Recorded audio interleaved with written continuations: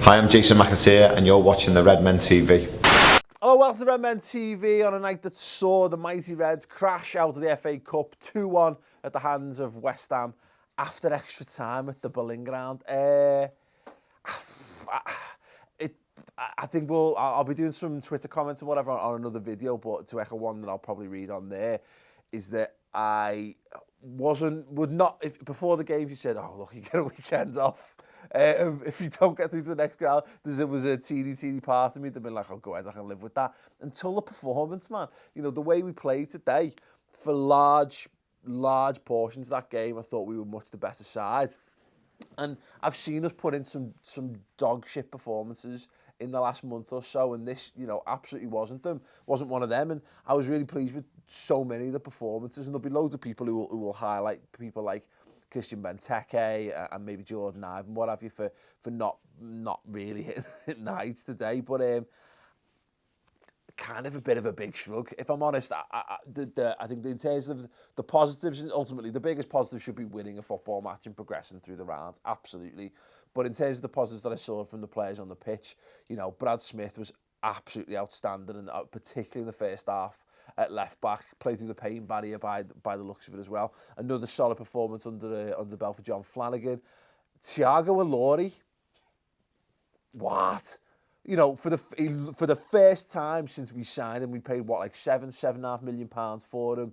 We've seen nothing, absolutely nothing to suggest that he was good enough to play for Liverpool. Well, there you go.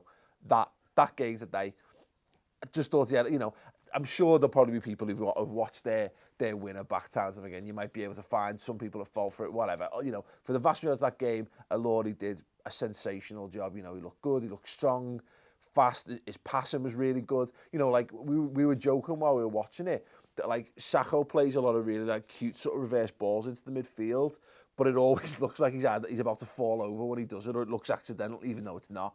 And Laurie looked really good, really cultured, really composed, really impressed with him. Lucas Leiva, you know, there's going to be criticism for him because he's the guy who gives away the free kick that ultimately leads to them getting the winning goal. But I thought he was, you know, for the entirety of that game, I thought he was fantastic at the back.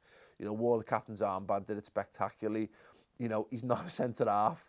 And was sat here watching it saying, is he our best centre-half? You know, is he the best centre-half at Liverpool? And then it's not, it's clearly Ilori. But, you know, again, you know, I'm sure people will jump on the let's all bash Lucas for giving away a free kick thing, like, but fucking shit happens, doesn't it? I just thought for the rest of the game, I thought he was absolutely fantastic.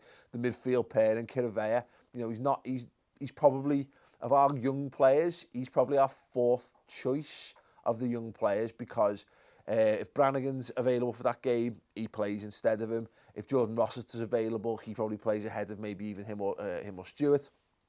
Kiravea's come in there, and again, not like a world-class performance, but just fine, did a good job. Kevin Stewart, again, tireless effort, getting stuck in, winning things back, keeping it simple, moving it about. And, you know, there'll be people say, oh, maybe they weren't great. They were like two teenagers playing in the midfield against what is ostensibly West Ham's first team. And at no point did they look... Did they dominate the midfield? No, they didn't. Not at all. Apart from a couple of moments toward in extra time when we tired big time, and then we had to bring Milner on. But, you know, I was impressed with that. And, you know, Phil Coutinho, great to see him back, looks good. Teixeira looked good again, linked up really well. Loads of positives. And again, the biggest positive, Daniel Sturridge came on and didn't get injured.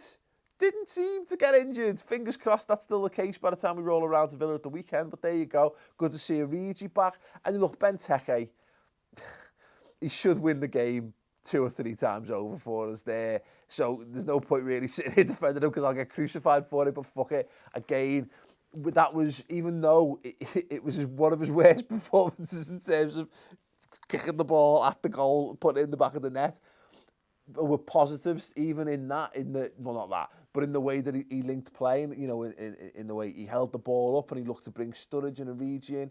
Again, not amazing, not world class, but you know what, fucking I'm a glass half full kind of guy, and I'm getting back to that. I'm so bored of the misery. So bored of people being fucking arsey about it and getting up in arms every time something doesn't quite go away. You know what? Fuck it. We're gonna get it right eventually, and we've got a better chance of getting it right now that we've got better attacking players available to us. So there you go. Leave your thoughts on the match in the comments below. Again, I'll be reading through some of your Twitter comments on the Twitter comments video, what the fuck it's called. That'll be on the YouTube channel. Chris is going to be giving his thoughts as well. There'll be player ratings, and over on the redmentv.com website, if you want to listen in to us having some of those conversations during the match, we'll be doing a live box show. We haven't done one of those in ages. Me, Chris, Tom, Aubrey sat watching the match, talking about me booting balls into people's faces in Saturday League games and some bits about the match as well. Definitely worth checking out on the redmentv.com. Go and do it. Cheers. United, we've got a whole array of comments finding new and interesting ways to slag Christian Benteke off. Starting with Owen, Michael, Tom simply says, fuck Benteke. I presume